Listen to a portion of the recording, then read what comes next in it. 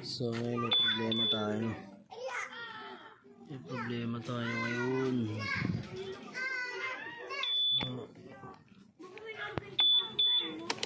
So mag-start ng ating samurai. So ini-start ko na. Nagana naman pati yung mga fuel niya. Panel gauge, kaso lumabas na engine error. Nagana naman lahat. Kaso pag ini-start mo siya, ganito lang siya. Yun lang.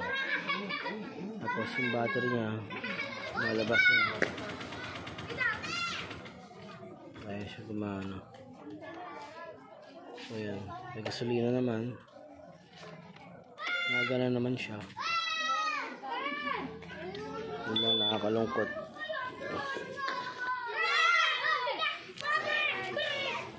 Nangyari yan kasi naglinis ako motor.